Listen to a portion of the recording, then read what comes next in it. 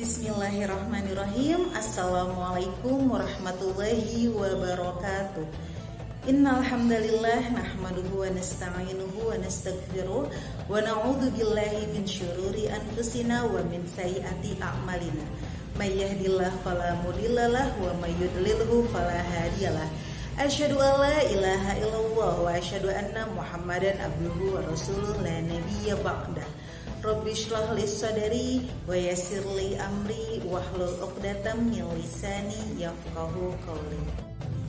Para hadirin yang insyaallah dirahmati oleh Allah Subhanahu wa taala, di sini saya akan memberikan kultum yang akan saya berikan judul keajaiban doa.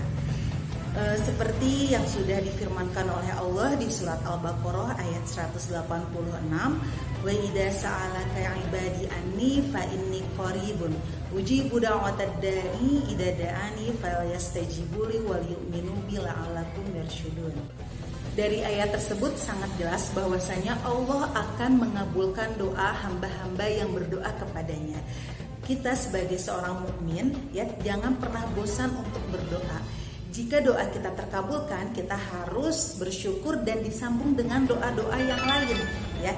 Jika belum terkabulkan ya, berarti jangan putus asa karena Allah itu bersama prasangka hambanya. Jika kita berprasangka buruk kepada Allah, maka ya itulah yang akan terjadi. Tetapi kalau misalnya kita berprasangka baik kepada Allah, ya mungkin doa ini belum terkabulkan karena dosa-dosa kita yang menumpuk ya, atau doa ini belum terkabulkan karena belum pas waktunya ya, kita harus berprasangka baik kepada Allah Subhanahu wa taala. Maka yang terjadi pun adalah yang baik insyaallah kepada kita. Tidak akan kecewa orang-orang yang berdoa kepada Allah Subhanahu wa taala walaupun kita merasa doa itu belum terkabulkan ya. Misalnya kita berdoa kepada Allah di saat-saat mustajab ya, seperti setelah sholat, terus pada saat hujan, pada saat tahajud, di dalam sujud kita berdoa dengan sungguh-sungguh kepada Allah. Terus kita mengira kalau doa itu belum terijabah oleh Allah dan kita kecewa dan putus asa. Tidak, jangan seperti itu ya, karena Allah pun berjanji ya bahwa akan mengabulkan doa-doa kita ya.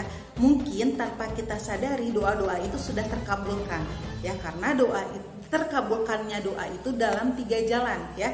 Jalan yang pertama doa itu langsung diijabah oleh Allah Subhanahu wa taala. Misal kita lagi berdoa nih, ingin sekali modal untuk usaha dan Allah langsung memberikan ya, langsung pada saat itu juga Allah berikan, berarti doa itu diijabah langsung oleh Allah Subhanahu wa taala.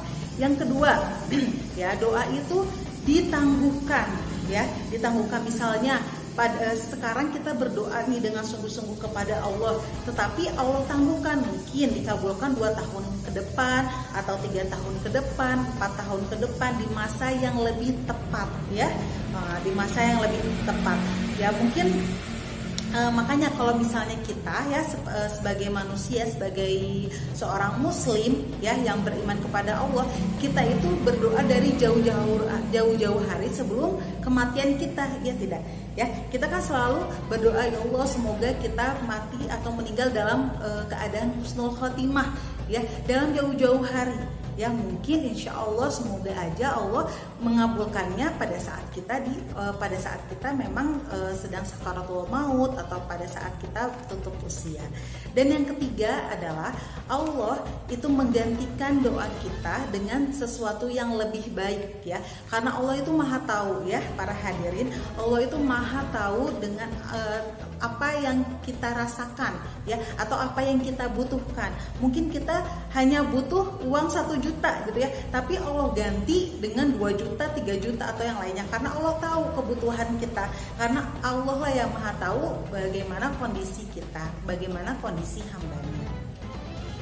Dan mungkin kalau misalnya kita nih masih juga kayaknya tidak ada di tiga-tiga itu ya, misalnya tidak terkabulkan, tidak diijabah, dan juga tidak ditangguhkan, dan juga merasa tidak diganti dengan lebih baik ya. Ingatlah ya para hadirin, sahabat-sahabat yang insya Allah dimuliakan oleh Allah, bahwasanya doa itu akan berubah menjadi pahala ya. Apa yang kita doakan itu menjadi pahala untuk kita ya, untuk bekal kita nanti di akhirat.